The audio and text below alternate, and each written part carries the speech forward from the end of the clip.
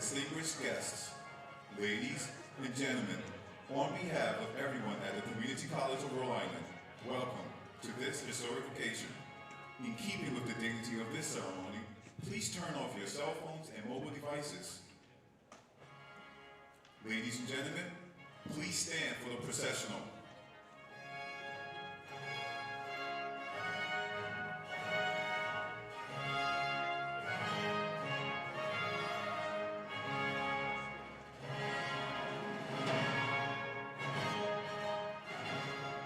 Bearing the mace is Grand Marshal Professor King Dunnigan.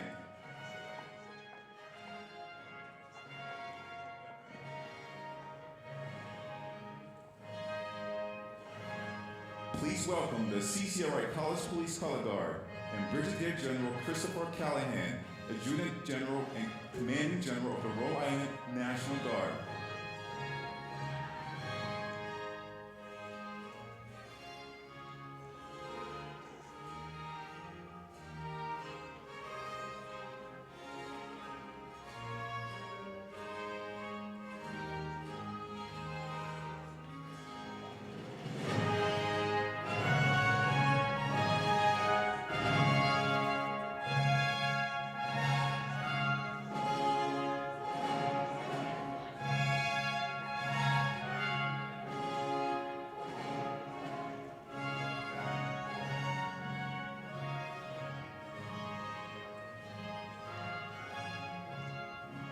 Members of the dedicated faculty, staff, and administration of CCRI.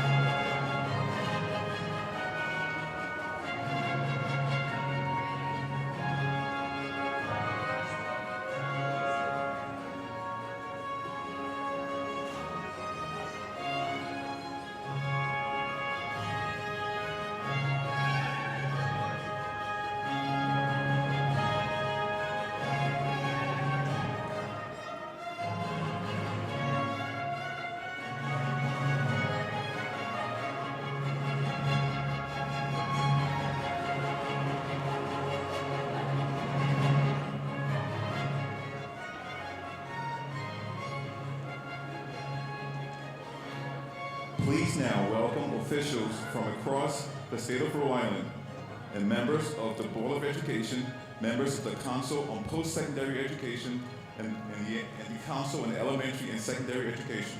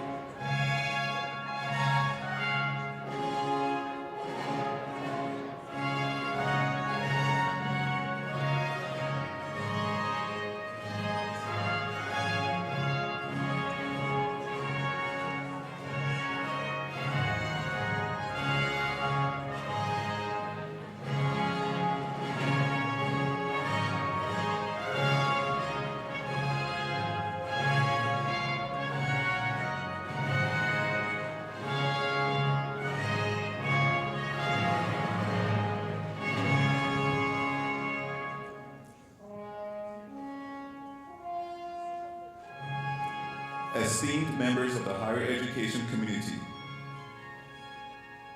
Dr. John B. Cook, President, Springfield Technical Community College. Dr. John J. Sprague, President, Bristol Community College. Dr. Nancy Cariolo, Vice President for Advancement, New England Institute of Technology. Sister Jean Garrity, President, Salve Regina University. Dr. Hugh Lena, Provost and Senior Vice President for Academic Affairs, Providence College. Dr. Lily Sue, Vice Provost, Johnson & Wales University. Dr. David Dooley, President, University of Rhode Island. Dr. Lois A. Wims, Provost and Vice President for Academic Affairs, Worcester State University. Ms. Sarah Larrabee, Alumna, Bryant University. Dr. Susan West Engelheimer, Dr. Susan West Engelmeyer, President, Nichols College. Dr. Frank Sanchez, President, Rhode Island College.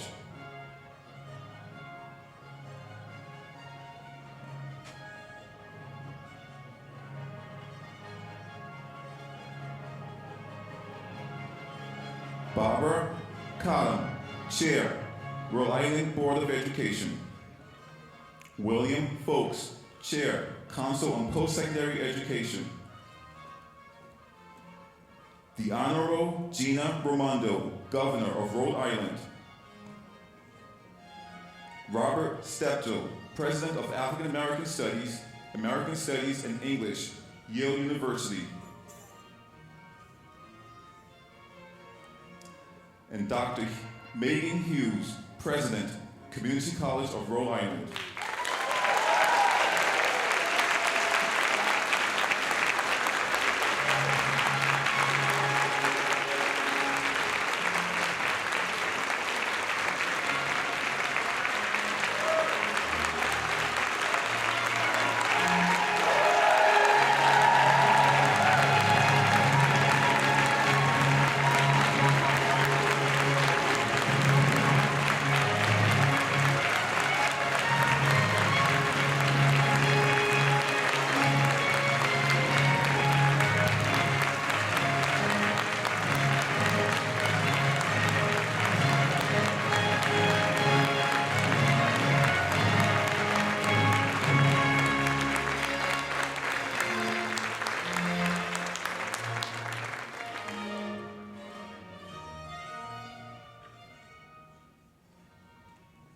And now, the Grand Marshal will officially open today's proceedings.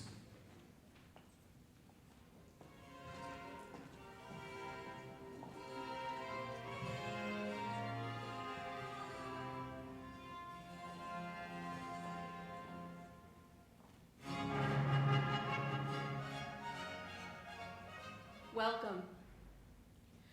Please join me in thanking the Faculty Jazz Ensemble for welcoming us into the theater today.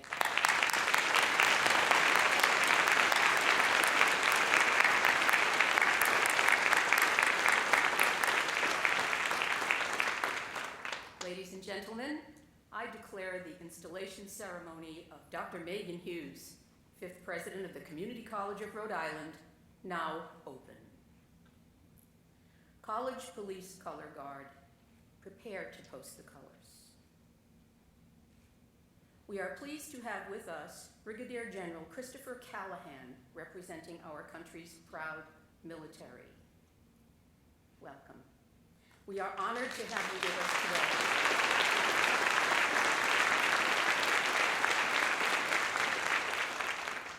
Let us now recognize our country's military and our student veterans for their extraordinary service to their country.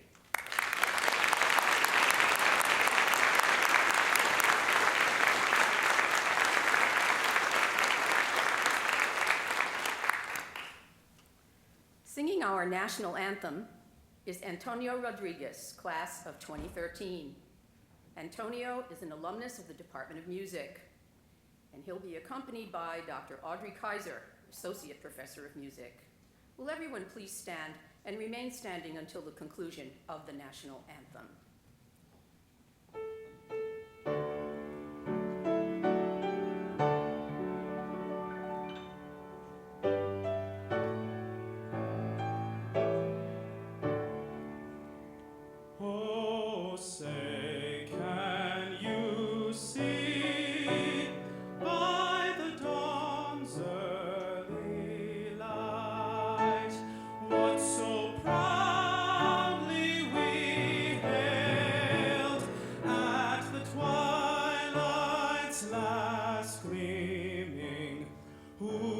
Stripes and bright stars through the perilous fight.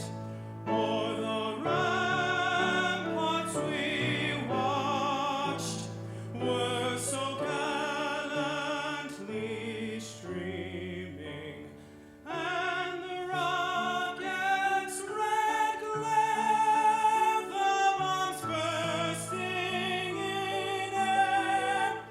give proof through the night that our flag was still there.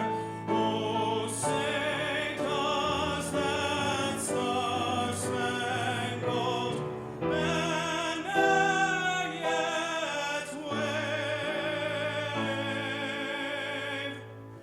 o'er the land of the free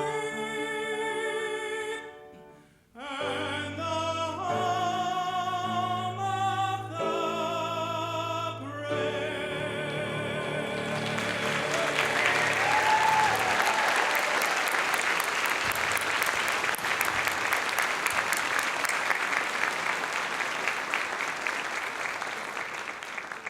Color Guard, please post the colors.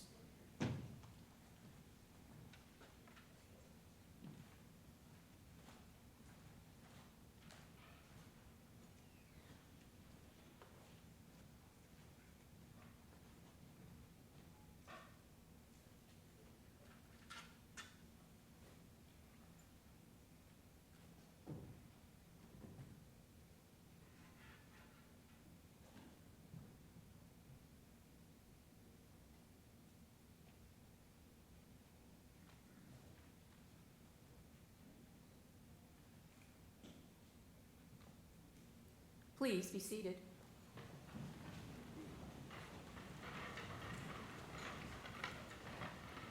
And now it's my pleasure to introduce Barbara Cobham, Chair of the Rhode Island Board of Education.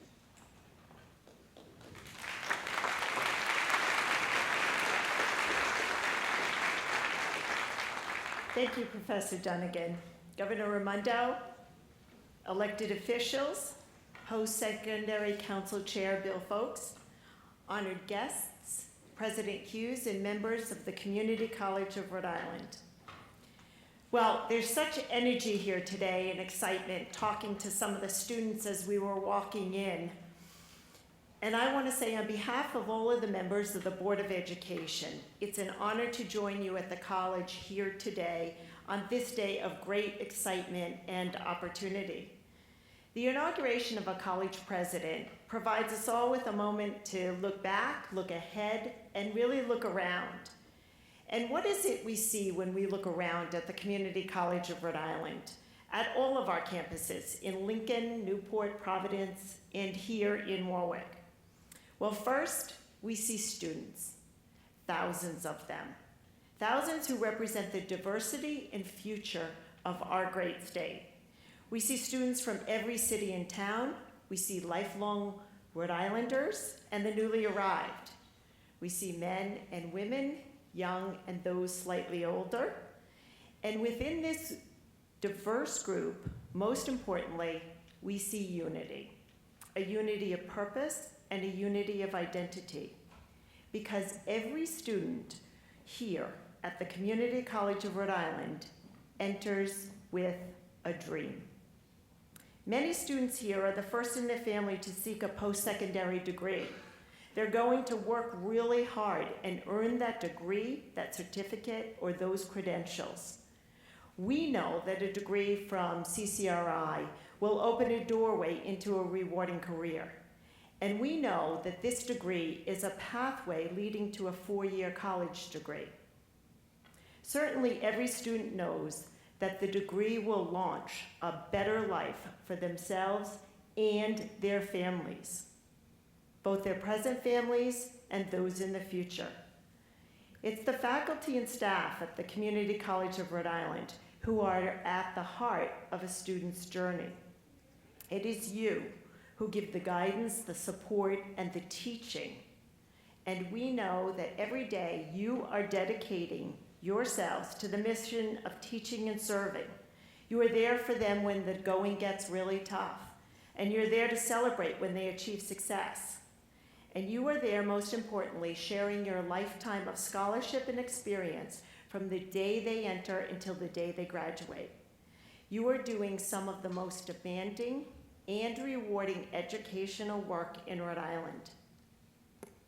Today, Meghan Hughes steps forward to lead the Community College of Rhode Island on the next step in its journey. Dr. Hughes has spent her career as an educator, working with students committed to learning. She is energetic, passionate, and committed to student success.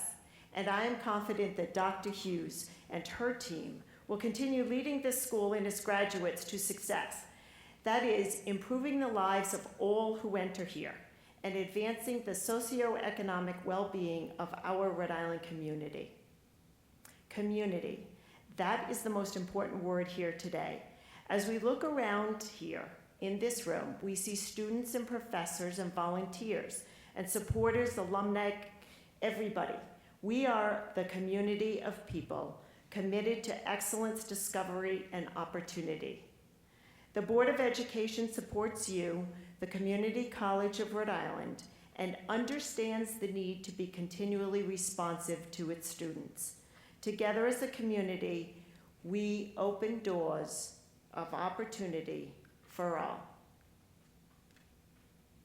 I'm pleased now to introduce Bill Folks, Chair of the Post-Secondary Council. Bill shares our mission to provide Rhode Island students with the best education. We are fortunate to have Bill's leadership, and I am personally fortunate to have his partnership. Bill?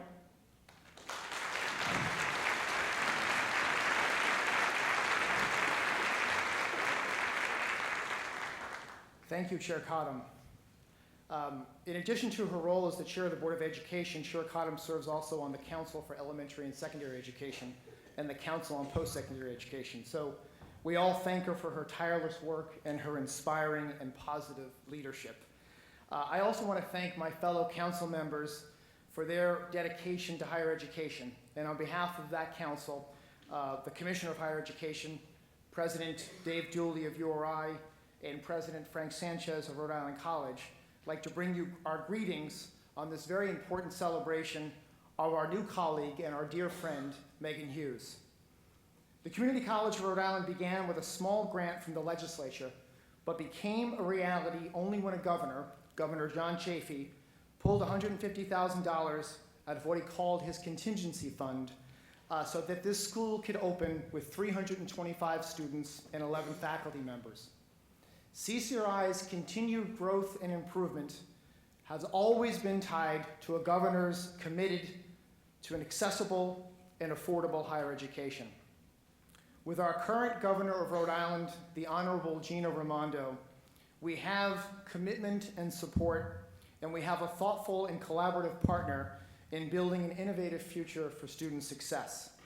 We're very fortunate and appreciative to have her as our partner and as our governor. So if you could please welcome Governor Gina Raimondo.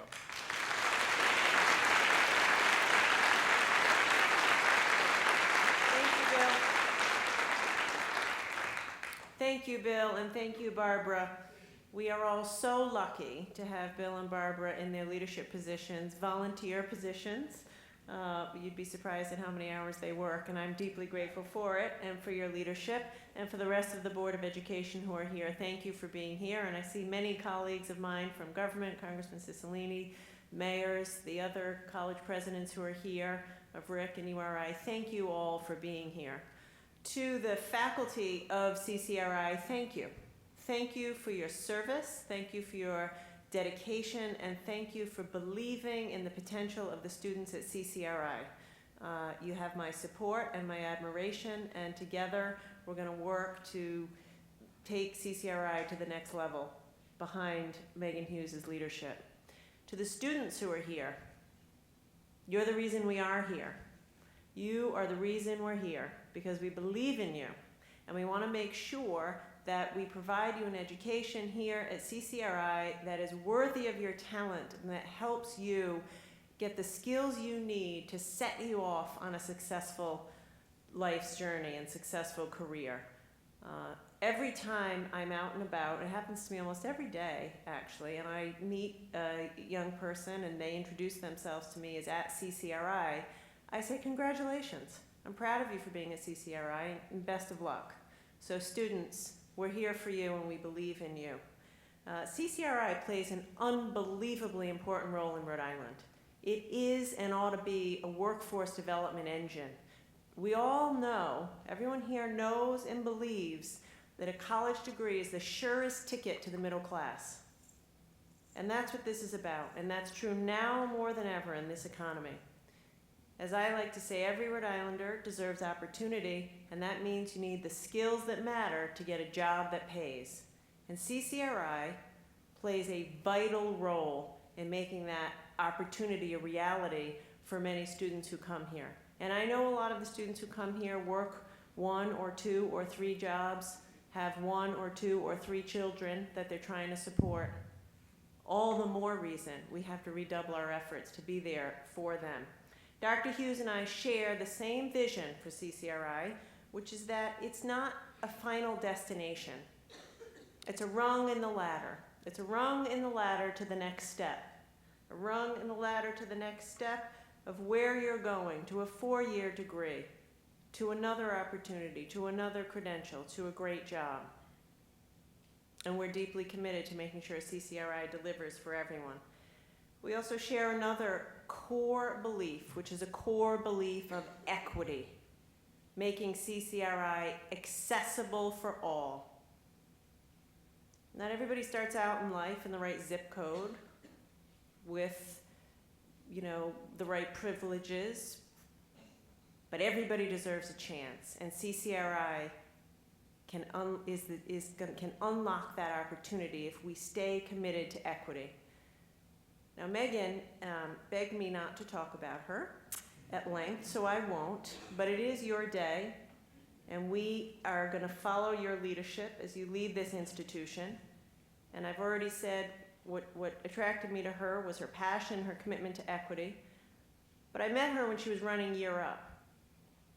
And the first thing she did was convince me to be a mentor. And I said, I'm kind of busy. She said, who cares, we need you. So I became a mentor. And by the way, then the governor's office said, okay, we'll sign up to take some Year Up interns. I have 2 of them here with me today, fabulous Year Up interns who've done a great job working in the governor's office. And straight away, she started a mentorship program here at CCRI, and yes, I'm going to be a mentor for that. She roped me into that because I believe in her. I believe in her. I believe in her talent. I believe in her passion. I believe in her work ethic, and I saw what she did at Year Up and serving a very similar population. So it is a great honor that we have you. I thank you for stepping up to be our next leader, and this community is going to get right behind you to make sure that you're successful, and together we can deliver for the students that go here and for the people of Rhode Island. So congratulations.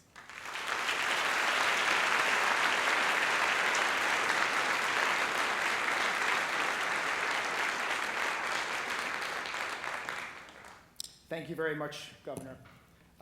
Many parts of this job are pretty easy, and many of them have a lot of joy. The easy part is they put this script in front of me and I read it.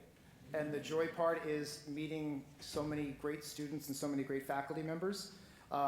So it's with pleasure that I introduce Karen Besson, who's a current music student at the college, accompanied by the faculty jazz ensemble.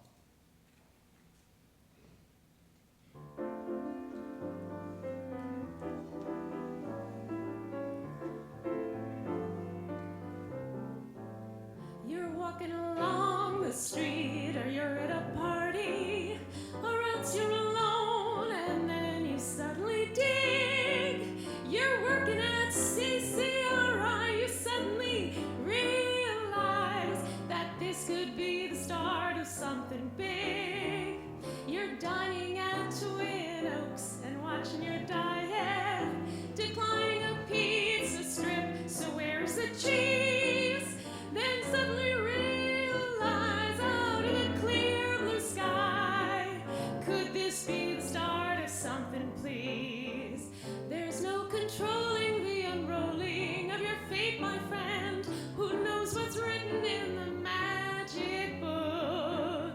But when another you discover at the gate, my friend, invite them in without a second look. You're up in an airplane, or dining at Venda's, or lying on Oakland Beach alone on the sand. You suddenly hear a bell, and right away you can tell that this could be the start of something. This could be the heart of something. This could be the start of something fine. So fine, so fine.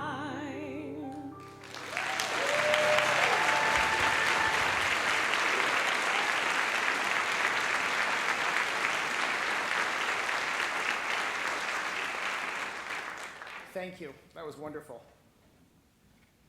And I think you made that up for this occasion. That was great. It's traditional to have a member of the higher education community to bring greetings when a president of a new college is inaugurated. Today, as we celebrate the inauguration of Dr. Meghan Hughes, we have the privilege of welcoming a very distinguished scholar, Professor Robert Steptoe. He's distinguished and he is inspirational to many, but also specifically to Meghan Hughes. 32 years ago, when she was a freshman in college from a public school in Indiana, she entered his class. And that class and his commitment to humanism and to learning, and above all to his students, has inspired her and guided her throughout her career. Professor Steptoe, in addition to being an inspiration to Meghan Hughes, has enriched our national dialogue with his commitment to examining African American culture in the American landscape. He has been a professor of African American Studies, and English at Yale University since 1974, and he has developed the university's graduate studies in African American Studies. A graduate of Trinity College in Hartford, Professor Steptoe went on to receive his PhD in English and American Literature from Stanford University. Please join me in giving a warm welcome to Professor Robert Steptoe.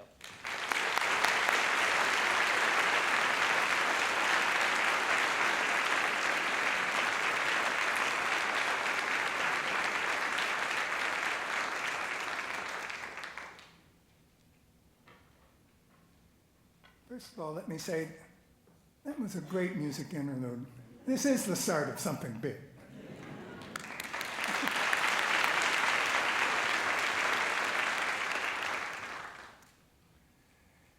As you just heard, Meghan Hughes came to Yale in 1984. The years go by. And enrolled in contemporary American literature, and I was offering that course. And one thing I can say about it is that, she mentions that she was from Indiana and coming east to another part of the country, coming to Connecticut. I had done a similar thing myself when I had left Illinois and come to Connecticut in 1962. She talked about finding a home somewhere else, and one of the nicest things she ever said is that she felt that she found a home in my classroom.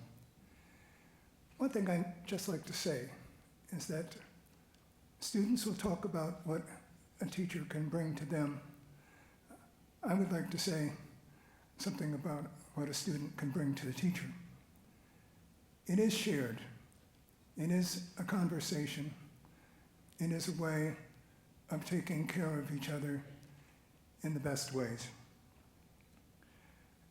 Her second class with me was an African American poetry class, and in our recent conversation, we both agreed that it would be appropriate and fun, actually, for me to read some of the poems that we read together some years ago and that meant so much to us. And so I started thinking about which poems we read, but then I also started thinking in broader terms about how I wanted to sort of shape the event. I'm going to read poems by three of the poets that we read in the 1980s, but I have a couple other things in mind. Almost all of the poets I'm going to read, 4 of the 5, have been poet laureates of their respective states of residence. Another thing is that no less than 4 of the 5 poets have been poet laureate of the United States. Let me be quite specific. I'm saying that I'm going to be including the 4 African American poets who have been poet laureate of the United States. I'm going to be reading poems that are about history, but I'm also going to be touching on poems that stay with us so specifically because they're about family and how we might think about a mother or a father or a child, including a lost parent or a lost child. The poet I wish to begin with is Michael Harper. Those of you in Rhode Island may be very much aware of him. Born in Brooklyn in 1938, grew up in Los Angeles, attended the Iowa Writers' Workshop in the early 1960s, became a faculty member at Brown in 1970, and was a member of the faculty from 1970 to 2013. Michael Harper was Poet Laureate of Rhode Island, 1988 to 1993. He was the first Poet Laureate of Rhode Island. Michael Harper is a dear friend of mine. He passed away this April. We did a book together, Chant of Saints, a gathering of African American literature, art, and scholarship, came out in 1979. Michael Harper was the godfather of my children. And there's no doubt in my mind that one reason my older boy went to Brown was to be on the campus with his godfather.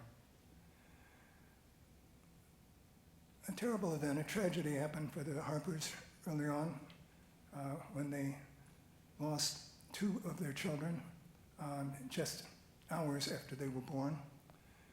And one way Michael Harper dealt with this was by writing about it. The death of the first child, the first child's name was Reuben, and here are 2 poems. We assume on the death of our son, Reuben Massey Harper. We assume that in 28 hours, lived in a collapsible isolate, you learned to accept pure oxygen as the natural sky. The scant, shallow breaths that filled those hours did not make you fly.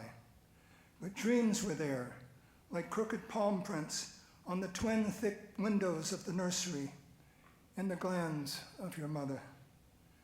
We assume the sterile hands drank chemicals in and out from lungs opaque with mucus, pumped your stomach, eked the bicarbonate in crooked green-winged veins out in a plastic mask. A woman who'd lost her first son consoled us with an angel gone ahead to pray for our family, gone into that sky, seeking oxygen, gone into autopsy, a fine brown powdered sugar, a disposable cremation. We assume you did not know we loved you. Harper is often recognized as a jazz poet. His first book, for example, was Dear John, Dear Coltrane. A very short poem of his that is often quoted goes as follows. A friend of mine told me that he had risen above jazz. I leave him there. Here's the other Reuben poem, Reuben.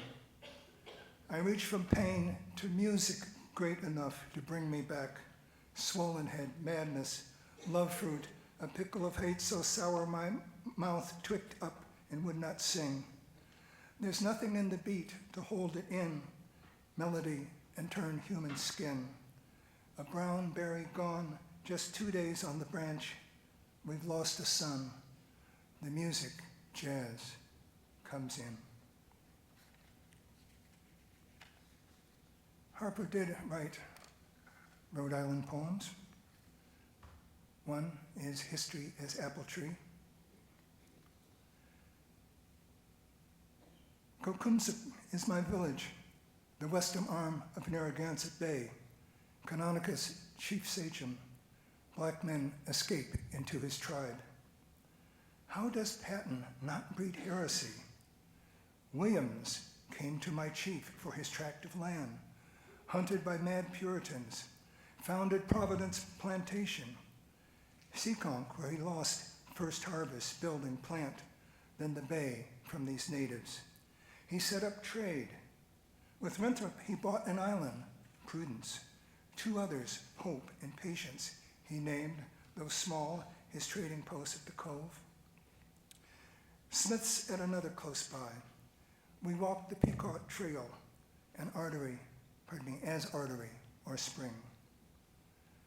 Wampanoags, Coassets, Nipmunks, Niantics came by canoe for the games. Matted balls, a goal line, a deerskin filled with moss, lacrosse. They danced. We are told they gambled their souls.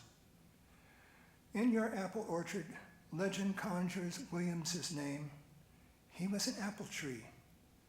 Buried in his own lot off Benefit Street, a giant apple tree grew. 200 years later, when the grave was opened, dust and root grew in his human skeleton. Bones became apple tree. As black man, I steal away in the night to the apple tree, place my arm in the rich grave, black sachem on a family plot, take up a chunk of apple root, let it become my skeleton, become my own myth, my arm the historical branch, my name the bruised fruit. Black human photograph, apple tree.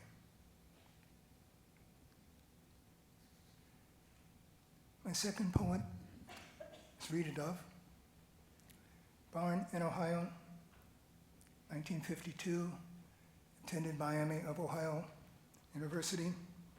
She also earned her MFA in writing at Iowa. She is the Commonwealth Professor of English at University of Virginia. She was Poet Laureate of Virginia, 2004 to 2006. That happening after she was Poet Laureate of the United States, 1993 to 1995. She won the Pulitzer Prize in poetry in 1987 for her book Thomas and Beulah, and I've selected two poems from Thomas and Beulah. Thomas and Beulah were her maternal grandparents, and she was fascinated with imagining their lives, imagining their courtship, what they thought about each other and whatnot. And I can well understand that. I grew up with a story about my paternal grandparents. The story was very short. They met on a train. And I'd ask for details. Nobody had any details. They met on a train. And I found myself saying, am I just going to leave that alone, or am I going to make something up about how they met on a train? And indeed, I did write a piece about that. In Thomas and Beulah, we have courtship poem. Thomas remembering his courtship of Beulah, Beulah remembering the courtship as well. Here's Thomas's poem. Fine evening, may I have the pleasure? Walk up and down the block, waiting for what? A magnolia breeze, someone to trot out the stars? But she won't set a foot in his turtle dove Nash. It wasn't proper. Her pleated skirt fanned softly, a circlet of arrows. King of the crawfish in his yellow scarf, mandolin belly pressed tight to his houndstooth vest, his wrist flicks for the pleats, all in a row, sighing. So he wraps the yellow silk, still warm from his throat, around her shoulders. He made good money, he could buy another. A gnat flies in his eye, and she thinks he's crying. Then the parlor festooned like a ship, and Thomas twirling his hat in his hands, wondering, how did I get here? China pugs guarding a fringe settee, where a father, half Cherokee, smokes and frowns. I'll give her a good life. What was he doing? Selling all for a song? His heart fluttering shut, and then slowly opening. And here's the Beulah poem. It's entitled Courtship Diligence. A yellow scarf runs through his fingers as if it were melting, Thomas dabbing his brow. And now his mandolin in a hurry, though the night, as they say, is young, though she is getting on. Hush, the strings tinkle. Pretty gal. Cigar music. She'd much prefer a pianola, and scent in a sky-colored flask. Not that scarf, bright as butter. Not his hands, cool as dimes.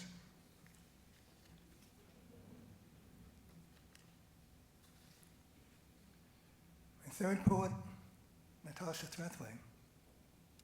Born 1966 in Mississippi, her MFA from UMass Amherst. She won the Pulitzer Prize in 2007 for Native Guard. She's been the Poet Laureate of Mississippi, and in 2012, 2014, she was Poet Laureate of the United States. She's written many poems about her mother and father. Her mother, I'm sad to say, died when she was 19. In fact, to tell the truth of the matter, the mother was murdered by her second husband. In the book, Domestic Work, there are poems for the mother, and it actually makes me stop and think that being a wife, being a mother, might be a form of domestic work as well. Think about it. Here's a poem for the mother entitled Cameo.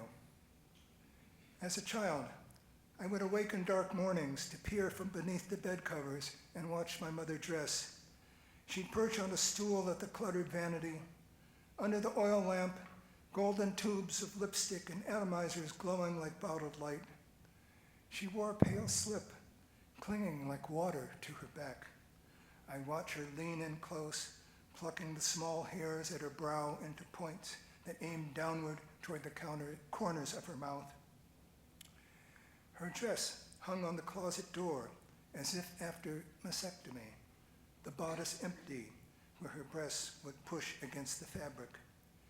Perfume heavy, even after dry cleaning, the warm scent of her body filling the tiny room. Before she'd move away from the mirror, my mother would tie on a black velvet ribbon at the back of her neck, so tight it seemed to hold her together, the fine bones of her neck in place. In the front, a cameo pressing into the hollow of her throat, hard enough to bruise.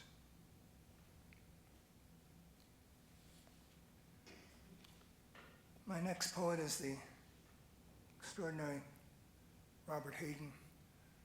I'll never forget arriving at Yale and being there about a week, and Hayden came to read, and I said to myself, my goodness, is this what it's going to be like? And Hayden did indeed become a dear friend. Born in 1913 in Detroit, he was the first African American to be named consultant in poetry at the Library of Congress. That title later became Poet Laureate of the United States. In other words, he was Poet Laureate of the United States in 1976 to 1978. He did not have an MFA, but he studied poetry with W.H. Auden at University of Michigan.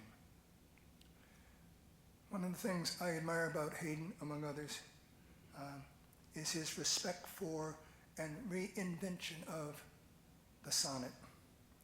And here is one such sonnet. It's his poem for Frederick Douglass. Frederick Douglass. When it is ours, this freedom, this liberty, this beautiful and terrible thing, needful to man as air, when it is more than the gaudy mumbo-jumbo of politicians, this man, this Douglass, this former slave, this Negro, beaten to his knees, exiled, visioning a world where none is lonely, none hunted, alien, this man, superb in love and logic, this man shall be remembered.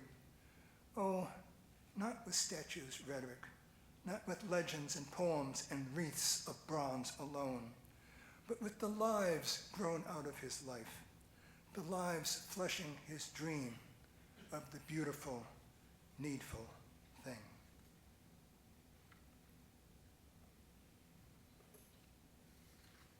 Hayden admired Phyllis Wheatley, a slave in Boston who became a rather extraordinary poet.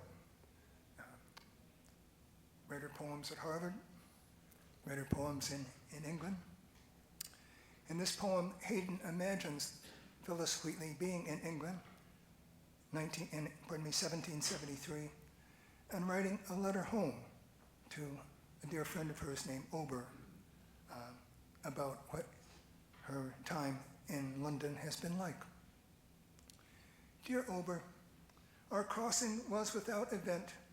I could not help at times reflecting on that last, my destined voyage long ago. I yet have some remembrance of its horrors and marveling at God's ways. Last evening, her ladyship presented me to her illustrious friends.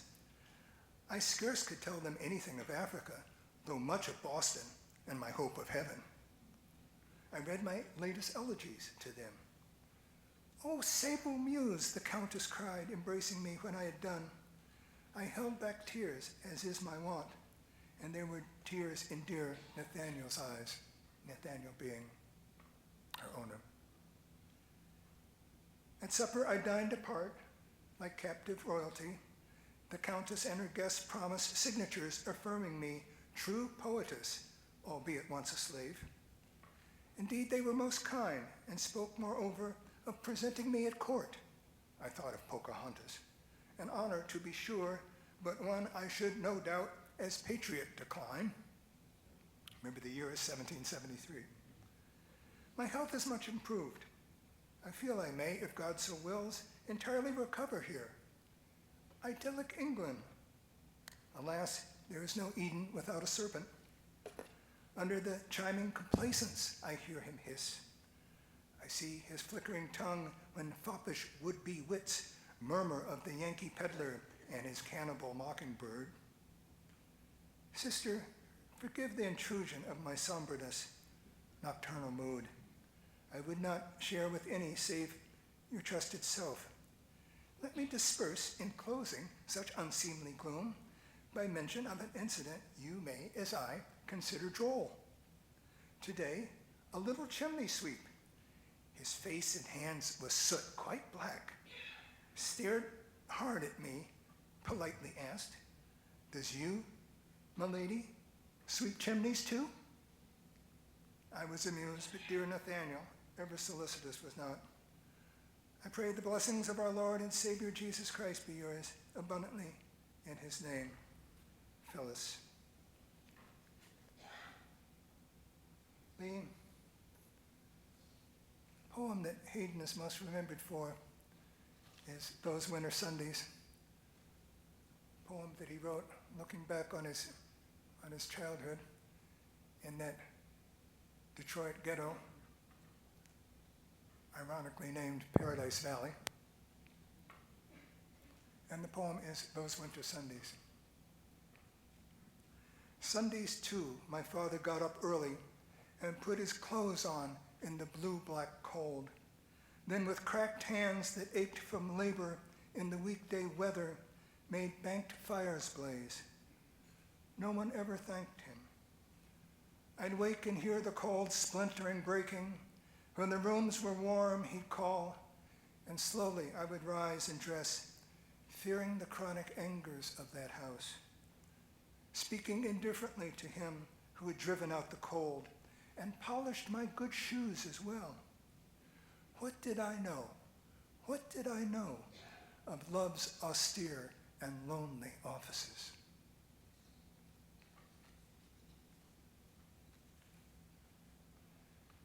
Gwendolyn Brooks, a poet that Meghan and I remember well, have talked about. Born 1917, Topeka, moved as a child to Chicago. Was the first African-American woman to win the Pulitzer Prize. She did so in 1950 for Annie Ellen. She was poet laureate of Illinois from 1968 until her death in 2000. And in 1985, she was consultant in poetry to the Library of Congress, which is to say, she was poet laureate of the United States. One thing I admire in her early poems are her war poems, her World War II poems. And one thing to be aware of is that she could write a battlefront poem, a soldier poem, but she could write a home front poem too, a poem about people at home, wondering what was going on, wondering about their loved ones, and so forth. Like Hayden, she was working with the sonnet. This first poem is entitled Sonnet Ballad, and it is a home front poem, as you will hear. Oh, mother, mother, where is happiness? They took my lover's tallness off to war, left me lamenting. Now I cannot guess what I can use an empty heart cup for. He won't be coming back here anymore. Someday the war will end, but oh, I knew when he went walking grandly out that door that my sweet love would have to be untrue, would have to court coquettish death, whose impudent and strange possessive arms and beauty of a sort can make a hard man hesitate and change. And he will be the one to stammer, yes. Oh, mother, mother, where is happiness? And now my last poem, which is also the last poem in her first book, Street of Bronzeville. And it's the last of the sequence of war sonnets in that book. It's entitled The Progress. And still we wear our uniforms, follow the cracked cry of the bugles, comb and brush our pride and prejudice, doctor the sallow initial ardor, wish to keep it fresh. Still we applaud the president's voice and face. Still we remark on patriotism, sing, salute the flag, thrill heavily, rejoice for death of men who too saluted, sang. But inward grows a soberness, an awe, a fear, a deepening hollow through the cold. For even if we come out standing up, how should we smile, congratulate, and how settle in chairs. Listen, listen, the step of iron feet again and again. Wild. Thank you very much. Thank you for letting me remember my wonderful poetry class together with Meghan Hughes.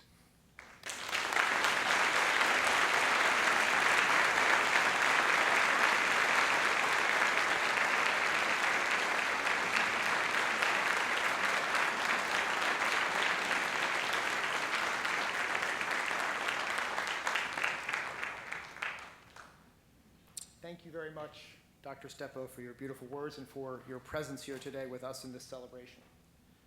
On behalf of the Council on Post-Secondary Education, I now have the honor of introducing and installing our next speaker, the 5th President of the Community College of Rhode Island, Meghan Hughes.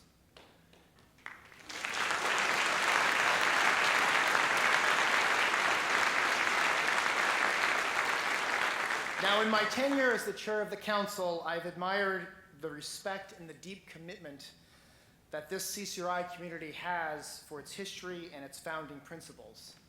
And the history is very brief, but dynamic. As someone born in 1964, the founding year of CCRI, I will forever think that CCRI is really young and looks really good for its age. In addition to your short history, your founding principle is quite straightforward: to provide access to advanced learning for all.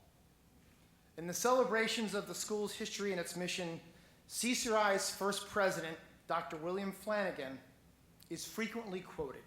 The Lincoln campus is named after him, but his imprint on this school is far greater than just that honor. Bill Flanagan consistently reminded us of why we are here, that we're dedicated to the service of all students. He was, before the science of public relations, relentlessly on message. Even in describing this building's unique and award-winning, yes, award-winning architecture, he said that, quote, "It was not our intention to build a JV imitation of a major university, but instead an open environment open to learning for all." I love that. That just drips with attitude, doesn't it? In old interviews and photos, he seems to be plucked from central casting as a college president. He's direct, he's thoughtful, he's warm but reserved and conservative in his bearing. When you look at photos of him and of the faculty and the students of that era, they all look like extras in the TV series Mad Men. In all his descriptions, professional and personal, he's portrayed as an established, responsible steward of an enterprise that's been here for centuries. He was a longtime faculty member of Rhode Island College. He lived in a house in Warwick before he came here that was built by his grandfather right after the Civil War. And yet, when we put him back in 2016, I can't help but think of what he really was. He was a startup guy. He was an entrepreneur, and he was an innovator. In the early 1960s, with $30,000 from the legislature, he started an educational nonprofit in an old factory on Promenade Avenue. Can you get more disruptive or millennial than that? He started an educational nonprofit in an old factory on Promenade Avenue. In fact, when I try to put Bill Flanagan in 2016, I realize I can't call him Bill anymore, because no one's called Bill. That's really old-fashioned. He would have to be Will or Liam, right? And how would Liam make higher education accessible, affordable, relevant, life-changing, and excellent? How would Liam make higher education accessible, affordable, relevant, life-changing, and excellent? I don't think Liam would know exactly, and I don't think in 1964 Bill Flanagan knew exactly. But that's what he achieved, and that is what we continuously strive to achieve every school year at CCRI. The first class of 325 increased to 900 the next year. Within 5 years, this building was built, a little bit over 5 years, and campuses followed, and quickly the student population ballooned to over 10,000. These are startup statistics that Mark Zuckerberg would envy. While Flanagan did not know exactly how he'd do it, I would suspect that his skills and sensibilities were similar to the skills and sensibilities that research indicates are present in all successful entrepreneurs and innovators. He has a deep and persistent passion for the mission, and in his case, the North Star guiding him was student success. He had an unfathomable reserve of energy, an ability to live with and manage through uncertainty, and a creative flair for improvising and collaborating. During our search process for the 5th president of the Community College of Rhode Island in the fall of last year, we assembled a search committee of faculty members, local leaders, alumni, and council members. Seeking to lead CCRI were over 40 applicants from all over the world. There was one from Canada, and he was from Western Canada, so it was a global search. But of course, spoiler alert, we chose Dr. Meghan Hughes, a PhD in art history from New York University, a former faculty member at Tufts, and an innovator with a proven track record of student success, a leader whose approaches, whose senses and sensibilities would be very familiar to Dr. Flanagan. Now, of course, this isn't 1964. I think even better, it's 2016, and there's no more exciting time for the possibilities and the opportunities in higher education. And of course, we're not asking President Hughes to start a school. Even better, we're asking her to join a community, a vibrant community, an outstanding faculty, and a very supportive and engaged governor. New opportunities and new times often call for new approaches. However, they rarely call for new human qualities. They call for timeless qualities. Deep and persistent passion to see a job through, character, endless reserves of energy, and the ability to navigate uncertainty and to figure out how to creatively collaborate and improvise. We are indeed fortunate that these are the qualities that Dr. Hughes brings to CCRI every morning, every afternoon, every evening, every morning, and so on. As an institution that sits in the public trust, it's our mutual and collective responsibility to continuously grow and improve the Community College of Rhode Island. And the Council on Post-Secondary Education is very pleased that we have a new president whose talents match the talents of this institution and whose talents are historically suited for the task. And so with that, I come to the main purpose of our ceremony, the investiture of Meghan Hughes as the 5th president of the Community College of Rhode Island. Chair Cottom and Dr. Hughes, would you please come forward?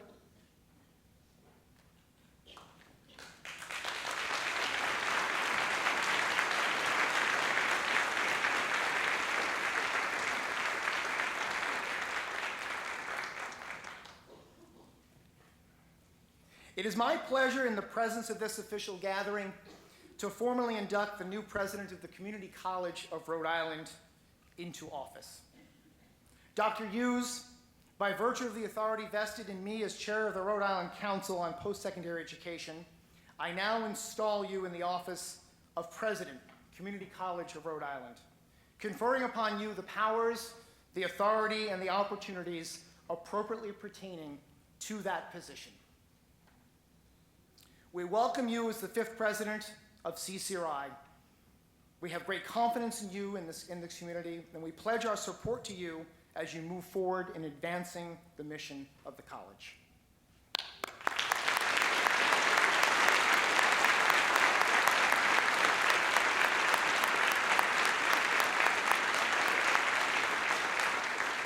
The presidential medallion of the college is the symbol of the high office that you hold.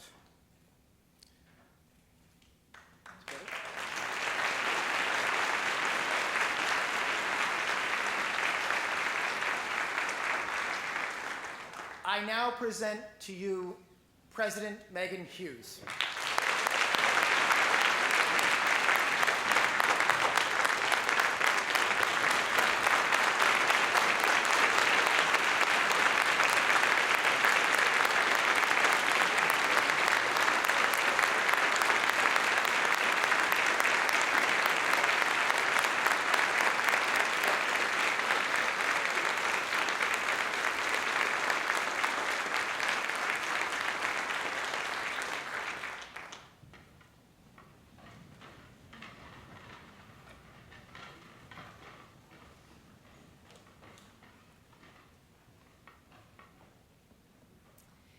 So when Robert told me he would read some poems, I knew it was the perfect decision.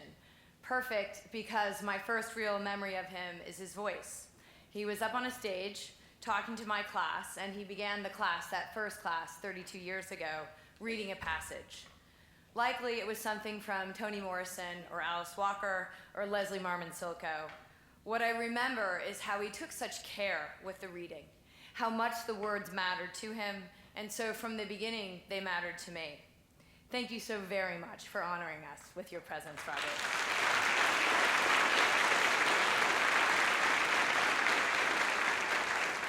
So as Robert shared some of our favorite poets this afternoon, I thought of one of my own favorites, the great Irish poet, Seamus Heaney. And you may wonder how Seamus Heaney connects to what we're here to do today. And it's simply this. Seamus's connection to the words mothers hope they will never hear from their child, and those words are, "Mom, I have a tattoo."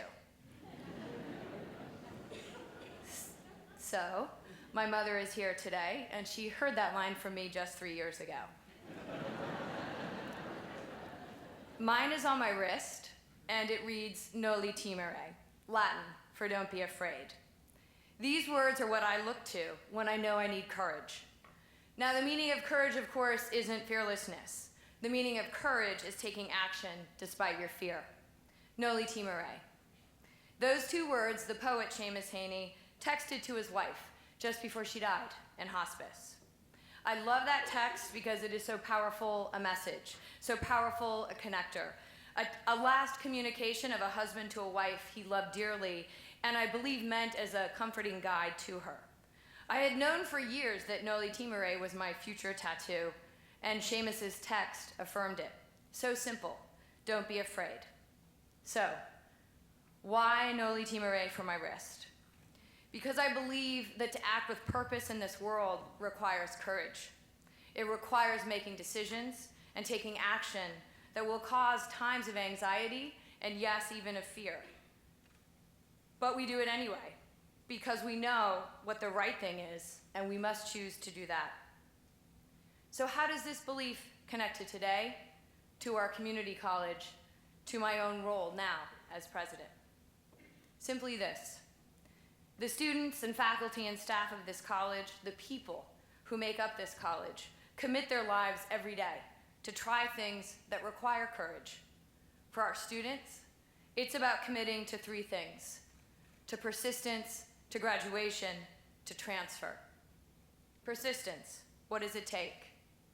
First, it takes coming to our college for the very first time. I met many first-time students 2 weeks ago on opening day. And as they walked through our doors, I saw written on their faces everything we know about being new and being somewhere unfamiliar. There was excitement, nervousness, and some fear.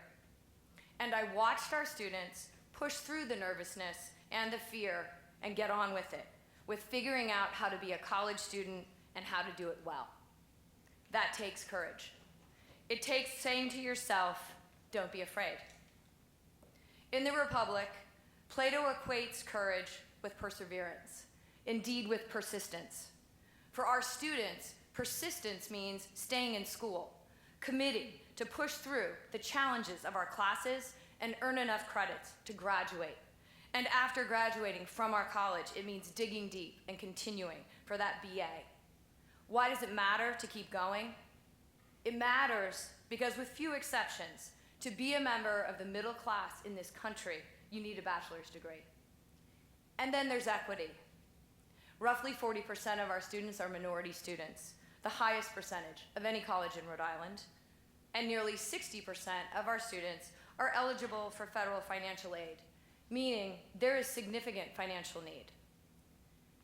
So if we are going to help Rhode Island grow, not just a middle class, but a community that is equitable, where your zip code and your skin color don't define your access to opportunity, then our college must be the leader in this work, this deeply important work towards equity. After 7 months at CCRI, I know this team, this community of students and faculty and staff and council and board members and state and federal leaders and community leaders. I know we can do it. We are here in this room. together. We can keep more students, graduate more students, and transfer more students to Rick and URI and other four-year colleges. We just have to do it together. The faculty and staff of this community college have been at this work long before I arrived, and you are relentless in your commitment to our mission and to our students. With you, I know we can succeed. 4 days ago, I rode the bus to school with Oscar Rosa, the student government president of our Providence campus. Oscar is one of our full-time students, and he also works 20 hours in our enrollment office, helping students navigate our system and begin their college journey. Prior to enrolling with us, Oscar earned his GED, and he began at our college needing some developmental coursework. He is now studying for his associate degree. Oscar was born in Puerto Rico and moved with his family, first to the Dominican Republic, then to Cuba, and finally to the United States. 26 years old and a single father, he is proudly raising his 6-month-old and 10-year-old daughters, along with his niece in Pawtucket. So here's what our bus ride looked like. I met him on Prospect Street in Pawtucket for the 8:45 bus. It arrived at 9:10, and we took it to downtown Pawtucket for our second bus. We took that bus to Kennedy Plaza, where we got on our third bus that brought us to our Providence campus. The 3 bus trips took 1 hour and 15 minutes, and that's what Oscar does, round trip, 5 days a week. I asked Oscar to tell me about a particularly impactful class he's taken here, and he answered immediately, his English class. When I asked him why, he gave me 2 reasons. First, the teacher, Robert Angel. Oscar told me Robert got the class totally engaged. He told me the class debated all the time about what they were reading and what the books meant. The second reason he loved his English class is because he got to read the Odyssey.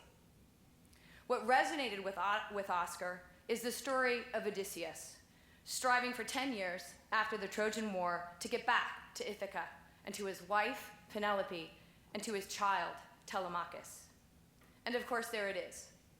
Oscar has journeyed so far and continues to journey, just like Odysseus, 2 men courageously creating their futures. So why am I telling you about Oscar? I'm telling you about Oscar because his story mirrors that of so many of our students, and that's good news for our college and good news for our state. Why? Because Oscar is focused on what matters. He is focused on graduating, focused on work, focused on raising his daughters, focused on creating the kind of future for them that our parents worked to create for us, and that we in turn work to create for our children and grandchildren. And Oscar isn't actually asking this college for much. He is simply asking for help with designing and supporting his path forward. He wants to graduate from our college, continue onward to earn his bachelor's degree, and finally realize his dream and his grandfather's dream to build a business. His will be a restaurant. Oscar, I know you have Barry O'Connor and Walter Crocker and a whole team of people here to help you. Count me in. So, in my life, I've been helped by many, and in fact, by many of you here today. My mother taught me to read. Robert taught me to read critically and carefully. My friends in this room, and my husband and sister, who have carried me through the happy and the tough days of my life, and my 3 children, who are my truest joy. So I do wish my father were here. He died in 2001, and fittingly, perhaps, the last real conversation we had was about school. It was about my doctoral dissertation, and I was at the quitting point, and I was afraid, and I was discouraged. And my father did what he did every time. He listened, he comforted, and then he told me to get back to work. So that's what I did. It's what I've done, and it's what I will continue to do on behalf of this college, working relentlessly with our faculty and our staff and this entire community to serve our students. It is such a tremendous privilege to be leading this community in this work, and I thank you all very much for giving it to me.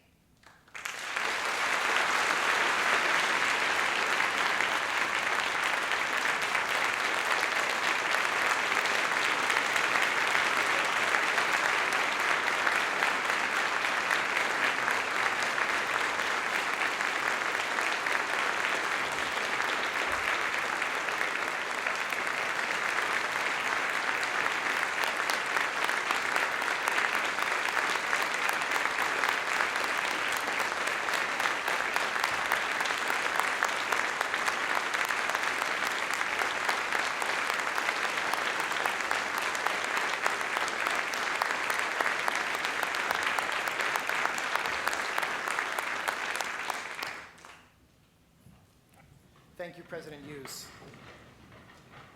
Over the last several weeks, the students, the faculty, and the staff of the college have had the opportunity to share their congratulations with you, and they prepared a special video for today's celebration. So if we could just briefly turn our attention to the video screen, which I think is behind me. Scene one, take one. President Hughes, welcome. Congratulations, President Hughes. Hi, Megan. Congratulations on being selected the first female president here at CCRI.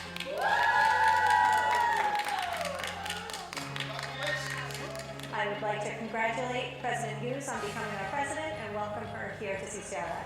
The very first time I met Meghan, I was getting on the elevator on the 4th floor. The doors open and there's, 20 students in there, and out steps Meghan. She steps out into the 4th floor and the look on her face is like, where the heck am I? Not having met her yet, I walked over and I introduced myself. She looked at me, she said, "You're Leslie Florio." I said, "I am." She said, "Can you tell me where the heck I am and how do I get back to my office?" From that moment, I knew we were going to have a fantastic working relationship. And on behalf of ESPA and especially myself, I want to congratulate President Hughes on being our 5th president and our first female president here at CCRI. I cannot think of anybody better to lead this college. Congratulations, Meghan. Hi, President Hughes. I'm Cindy Amadis from the Liston campus. Congratulations, Meghan. Greetings, Dr. Hughes, from aspiring artists in color theory. Congratulations, President Hughes. The first time that I met you, Meghan, was at the Presidential Open Forums in the fall. And I remember hearing you speak and then coming up and meeting you afterwards outside the room. And I was so struck by your enthusiasm and your energy, and most of all, your passion. And I knew in that moment that you were going to be our next president.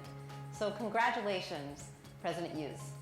President Hughes, buongiorno, tante felicitazioni. Auguri infiniti di successo. Congratulations, many years of great success here at CCRI. Buongiorno, Presidente. Benvenuta tra noi. Un grande in bocca al lupo. Konnichiwa. Dr. Hughes Sensei. Omedetou. Bonjour. Félicitations et bienvenue. Congratulations, President Hughes, from the Testing Center in Providence. Hi, Meghan. Welcome to the college. We're glad you're here. On behalf of the faculty, we really look forward to working with you and being the best community college in New England. Thank you, President Hughes, for donating the South African flag. A lot of our multicultural students really appreciate it. Thank you and congratulations. From the student leadership of the Liston campus, congratulations, President Hughes. Dr. Hughes, on behalf of the College Police Department, we would like to welcome you to CCRI. Hello, President Hughes. On behalf of the part-time faculty at CCRI, I'd like to welcome you and let you know that we look forward to working with you in the upcoming years. On behalf of the CCRI players, we'd like to say, welcome to Dr. Meghan Hughes, our new president. Hi, President Hughes, and welcome to CCRI. My name is Cynthia Johnson. I am a faculty member in the General Health Department. I want to thank you for coming to see our students on their Community Day back in May. It meant a great deal to the students, the faculty, and the staff. Congratulations from all of us. From the control room in the video production studio. Congratulations, President Hughes. Thank you, President Meghan Hughes, for all you're doing to help CCRI students, faculty, and staff. I especially love your student-centered approach. Welcome, Dr. Hughes, from the Academic Computer Lab staff of the Newport campus. Congratulations. Meghan, congratulations. Can you believe that we're in month number 8? It seems like you just got here yesterday. I wanted to just let you know how excited I am that you're here and that I'm grateful to be on your team. Dr. Hughes, on behalf of the students and staff here at the Liston Success Center, welcome and congratulations, President Hughes. Good afternoon, Dr. Hughes. On behalf of the Office of Enrollment Service at the Liston campus, welcome aboard. Congratulations, President Hughes. We would like to welcome Dr. Hughes to CCRI. We thank you for being so student-focused, and we send you our best wishes. Congratulations, President Hughes. Hi, I'm Julie Galashaw, professor in the dental health programs, and I would like to take this opportunity to welcome and congratulate President Meghan Hughes as our first female president here at CCRI. Congratulations and welcome. Congratulations, Dr. Hughes. We are the advising and counseling staff at the Liston campus. We want to welcome you as CCRI's newest president. We look forward to working with you. Congratulations, President Hughes. I've had the opportunity to work with President Hughes already on the 10,000 Business Initiative that CCRI is working on with Goldman Sachs and Babson University. It's been exciting already to work with President Hughes, and welcome to our community. I look forward to the new initiatives, energy that you're going to be bringing to the school. So welcome and thank you. Here we are in Newport, and we just wanted to add our best wishes. Congratulations, Dr. Hughes. Congratulations, Dr. Hughes. Let's make CCRI great again. Congratulations, Dr. Hughes, on becoming the new president of the Community College of Rhode Island. I want to welcome you to the Newport campus, where we in the Rehab Health Department look forward to working with you. I'm confident that you'll lead us through a long and prosperous era. Meghan, from the first time I met you, I was impressed. Do you remember meeting me? We met in the stairwell of Knight campus. We were being evacuated from the building for what I thought was a fire drill. Turned out actually to be a flood in the round building, but the firefighters were running through the building looking for who's in charge, and they were asking you, thinking you were a student, and they said, "We're looking for the person in charge," and you said, "That would be me." And we just had a laugh at that moment. So I don't know if you remember that, but that was way back in the beginning. And I would just like to say welcome. We also want to thank you for attending our faculty meeting and also the pinning ceremony in May. And on behalf of all the faculty and staff of the nursing department, we want to say congratulations. Congratulations, Dr. Hughes, from the Newport County campus. Congratulations, Meghan, on becoming the 5th president of our great college. You have already impressed us with your vision and your contagious enthusiasm. I look forward to your leadership as you guide our institution of education into a brighter future. Congratulations, President Hughes, and welcome to the CCRI family. Hello, Meghan. Welcome to CCRI, and thanks for being CCRI's #1 5K runner this year. And from our English Composition 1 class, Congratulations, President Hughes. Congratulations, President Hughes, and welcome to our CCRI family. I'm so excited to work with you because you bring such passion and energy to everything you do. Hi, Meghan. Deb told us there was going to be a video for your inauguration, so we wanted to make sure that we were a part of it. I just wanted to say how proud we are of you, and we wanted to say congratulations. And I wanted to say that given what a great job you've done with our family, I'm very happy to share you with the whole CCRI community. One thing you've taught me is the importance of opportunity and what you do with your opportunities in life. And one thing you've taught me is how to be a good leader. So whether it's you scrambling in the morning with us, trying to figure out our plans and how we're gonna get everywhere, or it's you leading this school day in and day out, you've definitely shown me that to be a good leader, you need to have grit, commitment, and kindness. And I know we're sorry we have to give you up, but you taught me everything I know about resilience and leadership and justice. So I can't think of a better person to lead this school than you. So we're all with you, and we're so, so proud of you. We're so proud of you, and congratulations. Congratulations, President Hughes, on student government and student life. Woo!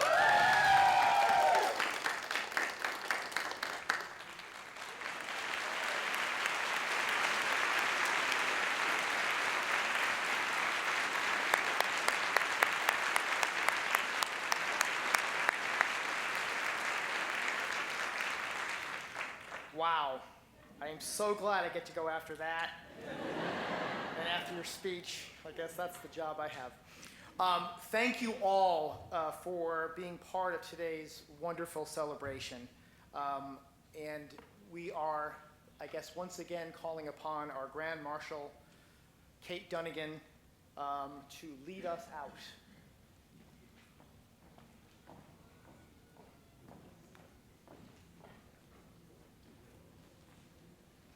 Congratulations, Megan. Congratulations, President Hughes.